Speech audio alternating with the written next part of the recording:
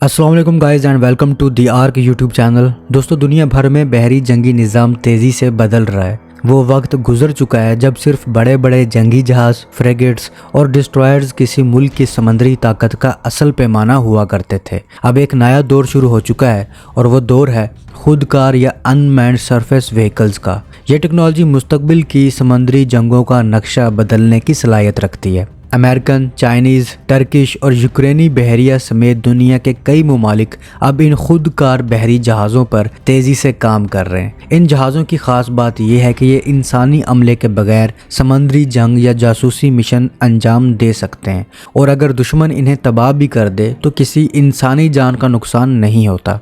चीन ने तो इस मैदान में हैरत अंगेज़ पेशरफ्त की है। इसके पास जारी USVA नामी एक खुदकार बहरी जहाज़ है जिसका वज़न 400 टन से ज़्यादा है।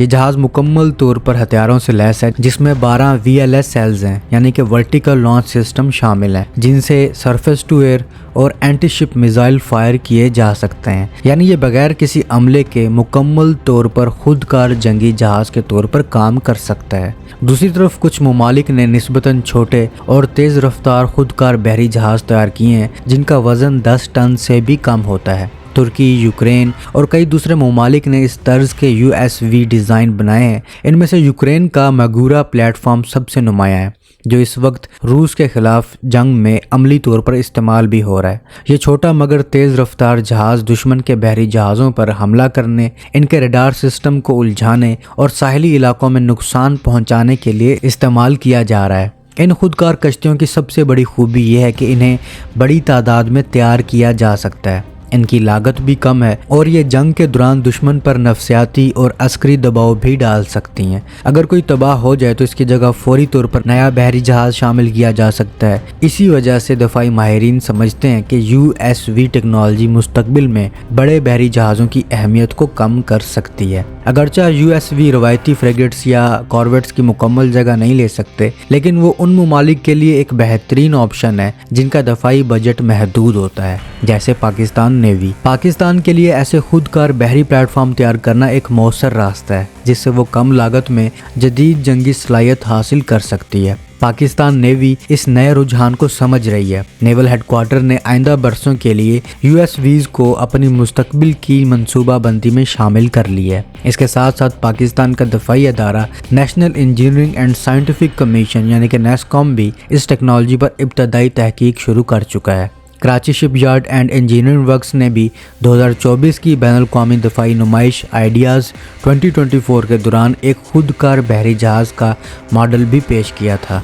ये मॉडल NASSCOM के ताउन से तैयार किया गया था। तस्वीर के मुताबिक ये एक हार्ड चिन मोनोहल डिज़ाइन है जिसकी लंबाई अंदाज़न 5 से 7 मीटर के दरमियान है। ये डिज़ाइन तेज़ रफ्तारी और इस्तेहकाम के लिए बनाया गया, यानी कि दरमियानी लहरों में भी हमवार हरकत कर सके। इससे जाहिर होता है कि पाकिस्तान नेवी इसे निगरानी या हमले के दौरान इलेक्ट्रो ऑप्टिकल या इंफ्रारेड वीडियो फीड के लिए इस्तेमाल करना चाहती है, यानी ये बगैर इंसान के कंट्रोल के दुश्मन की नकलो हरकत को बराह रास्त मॉनिटर कर सकेगा। इस डिज़ाइन में एक A-फ्रेम भी दिखाई देता है जो इस बात की निशानदेही करता है कि इस पर मुख्तलिफ हथियार या सेंसर लगाने के इम्कानात रखे गए हैं। इसके अलावा इसका दरमियानी हिस्सा बिल्कुल खुला रखा गया है ताकि मुख्तलिफ टेस्ट या मॉड्यूल नस्ब किए जा सकें। इससे अंदाज़ा होता है कि NASSCOM इस प्लेटफॉर्म को मुस्तकबिल में मुख्तलिफ इस्तेमालात के लिए आजमाना चाहता है, मसलन पेट्रोलिंग, निगरानी या समंदरी हमले के लिए। पाकिस्तान अगर इस मंसूबे को कामयाबी से आगे बढ़ाता है तो ये खित्ते की पहली ऐसी मुस्लिम नेवी होगी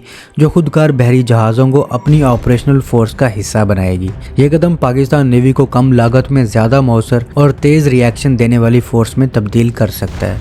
यूँ कहा जा सकता है कि जिस तरह ड्रोन टेक्नोलॉजी ने ज़मीन और फ़ज़ाई जंगों का नक्शा बदल दिया, इसी तरह USVs आने वाले वक्त में समंदरी जंगों का तवाज़ुन तब्दील कर देंगे और पाकिस्तान उन चंद ममालिक में शामिल हो सकता है जो इस नए बहरी इनकलाब की दौड़ में वक्त से पहले कदम रख रहे हैं।